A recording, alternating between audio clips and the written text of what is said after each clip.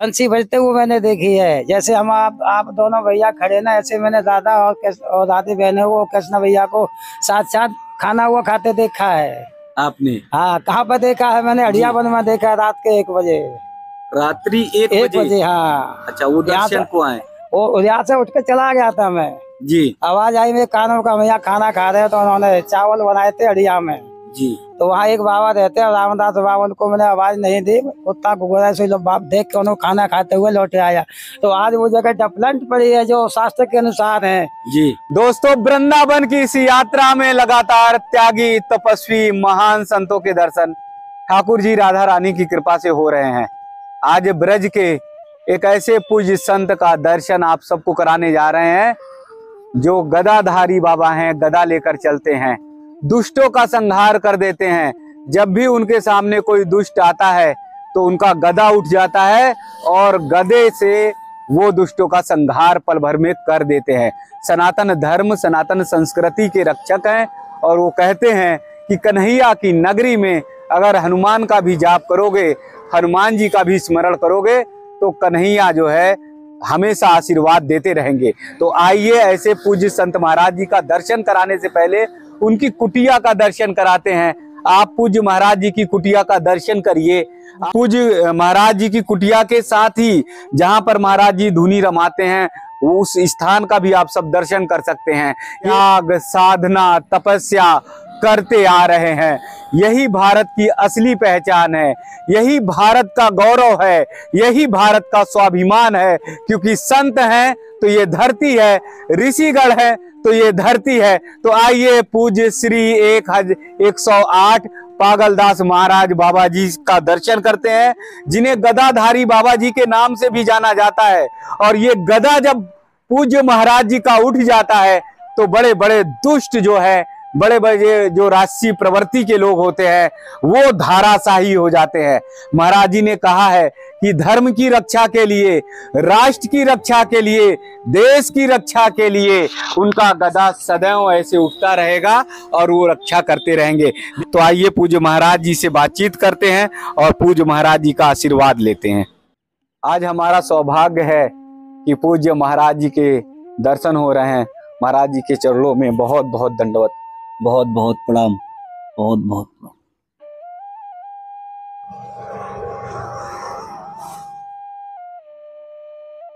महाराज जी कन्हैया की नगरी में तो मैं देखता हूँ बंसी, मोर, मुकुट सब दिखाई देते हैं। आप तो हनुमान जी की तरह गदा धारण किए हुए हैं।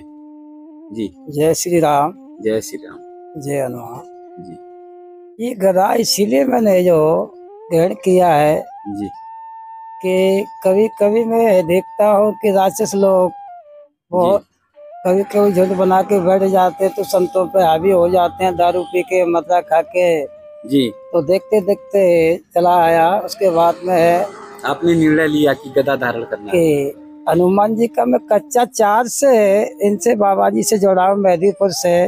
जी। तो जब से मुझे एहसास है कि जहाँ मुझे खतरा होता है तो गदा चल जाता है, गदा चल जाता है, फिर रुकता नहीं है गदा। जी। इसको समेटने वाला फिर संग तो कोई है ही नहीं, कोई नहीं। अगर मतलब आ गया रौद्र रूप तो फिर गदा एकदम चली जाएगा, घूमता रहता घंटे 2 घंटे कितना भी, अगर रुकेगा नहीं। ये गदा करके अगर मैंने यहाँ करके बैठ दिया तो घूमता रहेगा, यहाँ रुकेगा नहीं गदा। ये ऐसे ही चलता रहेगा? कितनी देर तक चलता रहेगा?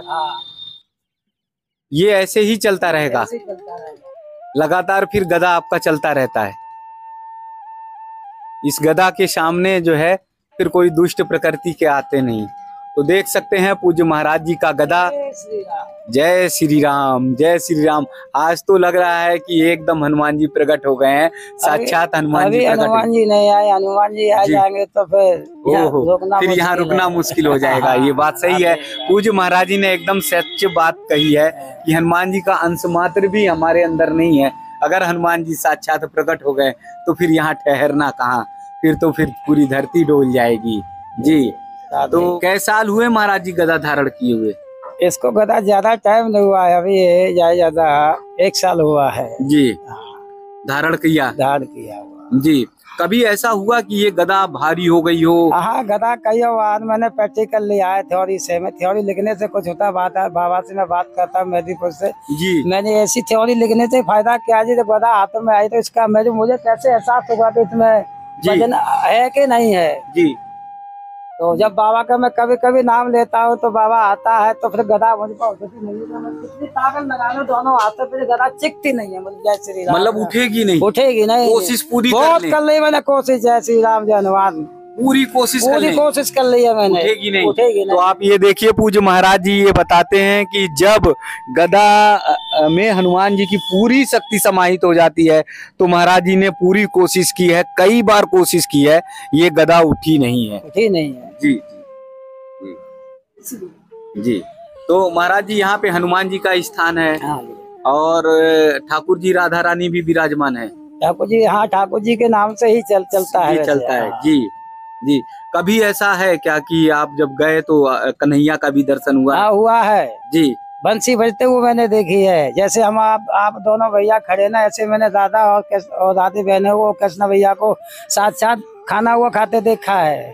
आपने? हाँ। कहाँ पर देखा है मैंने? हड़ियाबंद में देखा है, रात के 1 बजे। रात्रि 1 बजे? हाँ। अच्छा, वो दर्शन को आए? वो यहाँ से उठ के चला गया था मैं जी। आवाज आई मेरे कानों का, भैया खाना खा रहे तो उन्होंने चावल बनाए थे हड़िया में जी। तो वहाँ एक बाबा रहते हैं रामदास बाबा, उनको मैंने आवाज नहीं दी, कुत्ता कुकुरा से लोग बाप देख के उन्होंने खाना खाते हुए लौटे आया। तो आज वो जगह डेवलपमेंट पड़ी है जो शास्त्र के अनुसार है जी। जो बाकी जगह है, हमारी एक बड़ौता गांव है, बड़ौते में जो 7 साल भगवान ने दर्शन दिया था जी। तो वो जगह मतलब खंडर पड़ी है ऐसे ही। तो पुराने लोगों ने जो बना दिया मौके पर, कुछ लोगों ने वो घेर ली है। तो इस समय बाबा रहता है वहाँ काटिया बाबा, उसकी इस जगह उसके मालिक, इंटरेस्ट के मालिक वो ही काटिया बाबा वहाँ। एक उससे आगे जगह पस्साराम की जगह है तो वो भी मतलब जगह कुछ गुंडो तत्वों ने घेर लिया है। बाकी मैंने अपनी दम पे वहाँ से किलिया भवन खुदवा के खेती भी बनवा दी है। मुझे कोई बाबा यहाँ रहेगा तो जाते अपना गुजारा करता रहेगा। जब आजकल का मतलब गांव में फेरी लगाने में समय खराब है, बहुत खराब करिए। हाँ, ना करिए, एक आश्रम में बैठ जाइए, स्थान पर बैठ जाइए और वहाँ पर गाँव भगवान का बस भजन करते रहिए, आशा रखिए बस खाली ऊपर वाले का, तो अपने आप इंतजाम करेगा कहीं न कहीं से। मगर ये दर पर जाने इसको खत्म कराइए कैसे करके, क्या ना तो इसमें किसी के बच्चे हैं तो ना तो किसी संत की ये पता कि इसके सिर पर क्या लिखा है, माथे में क्या बैठा है, और पता लगा के रात में वहाँ जी ताप थोड़ करके सारे माल ले गए। कुछ लोग तो बाबा ऐसे है, कुछ शराबी घूम रहे हैं, कोई को पता नहीं है गंजेड़ी है बजेड़ी है जी। अपनी ये संत संप्रदाय में वैसे लोग हैं, कुछ इनका कोई पता ही नहीं है, छुपे पड़े हैं। हाँ, कुछ लोग छुप कर आ गए हैं और वो तो एक जगह पर एक स्थान पर बैठ जाएं और आशा एक राम जी से दूसरी आशा छोड़ दे जी। तो राम जी से, कान्हा जी से, ठाकुर जी से आशा रखिए, सारा काम बन जाएगा। तो यहाँ प्रसाद की कैसे व्यवस्था होती है? कितने सारे? सब बालाजी महाराज अपया मेदीपुर वाले बाबा जी अपया कर देते हैं कहीं न कहीं से, किसी के माध्यम से यहाँ तक आना है, मैं कहीं नहीं जाता सीधा। अच्छा, आ ही जाते हैं? आ ही जाता कहीं न कहीं से जी। अगर भगत जगत आते रहते हैं तो उनकी व्यवस्था होती रहती है। कोई खाली निराश जाएगा नहीं? कोई नहीं जाएगा। 2 आ जाए, 4 आ जाए, 6 आ जाए, 8 आ जाए, 10 आ जाए, लेकिन उनकी व्यवस्था होगी। और कई बार आपके यहाँ मतलब कुछ ना रहे तब भी हो जाए, तो भी होगी, कहीं ना कहीं से हो नहीं है। अच्छा, कई बार ऐसा हुआ कि कुछ भगत संत आए कि महाराज जी आज यहीं प्रसाद ग्रहण करेंगे, विश्राम करेंगे, तो उनकी व्यवस्था आपने करी? बिल्कुल करी है जी जी। जैसी मेरे पास है मौके पर तत्काल में जी जी। तो कुछ ये कृपा मानते हैं कि ये ठाकुर जी की कृपा है, कान्हा जी की कृपा है, कृष्ण भैया की कृपा है, पूरी पूरी राधे राधे बहना की कृपा है, साची गोपाल भैया की कृपा है। वाह वाह वाह। जय श्री राधे कृष्णा, राधे कृष्णा, राधे राधे राधे। तो पूज्य महाराज जी ने कहा कि ठाकुर भैया यानी कन्हैया को भैया मानते हैं, कन्हैया का की कृपा है और उसके कारण से यहाँ से कोई निराश नहीं जाता। तो महाराज जी का वो चूल्हा दिखाएंगे जहाँ पर प्रसाद बनाते हैं, महाराज जी का वो आश्रम दिखाएंगे, वो स्थान दिखाएंगे, उसका भी दर्शन आप सब करिए। तो ये चूल्हा देखिए, इसी चूल्हे पे महाराज जी लकड़ी के चूल्हे पे लकड़ी से प्रसाद बनाते हैं और यहीं पर बता रहे हैं महाराज जी। देखिए आश्चर्य की बात देखिए कि 10 अगर आ जाए, 20 आ जाए भक्तगण, इसी चूल्हे पर महाराज जी प्रसाद टिक्कर बनाकर और टिक्कर से सभी का प्रसाद ग्रहण करा देते हैं। कहते हैं कि उनके कान्हा, उनके भैया जो है वो आते हैं, जंगल में जाते हैं, थोड़ी बहुत लकड़ियां बीन लेते हैं, लकड़ियां बीन के लाते हैं और अपने भक्तगणों को, संतगणों को यहाँ पर प्रसाद ग्रहण करा देते हैं। आज भी देखिए हमारे देश की वो परंपरा जीवित है, आज भी हमारे देश की वो संस्कृति जीवित है, जहाँ पर हम अतिथि को भगवान मानते हैं।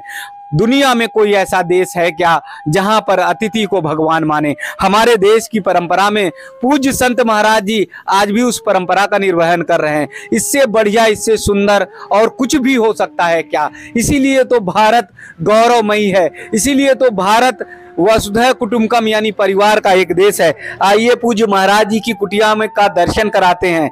यहाँ पर देखिए छोटा मोटा बहुत कम सामान है, बहुत ही न्यूनतम सामान है, और उसके बावजूद पूज्य महाराज जी कहते हैं कि 10-20 लोग आ जाएं तो महाराज जी यहाँ पर प्रसाद ग्रहण करा ही देते हैं। यहाँ पर देखिए थोड़ी बहुत सब्जी है जो जतन करके, थोड़ा बहुत करके भक्त जगत लाते हैं, वो व्यवस्था करते हैं पूज्य महाराज जी। यहाँ पे महाराज जी की लकड़ी है, लकड़ी का थोड़ा बहुत सामान है और थोड़ा सा राशन का सामान है।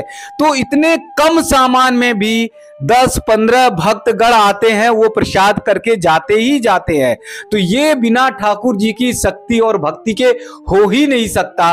और यही तो हमारे ऋषि गणों का, यही तो हमारे संत गणों का भाव है। यहाँ पर देखिए, यहाँ पर भी हनुमान बाबा जी का दर्शन देखिए।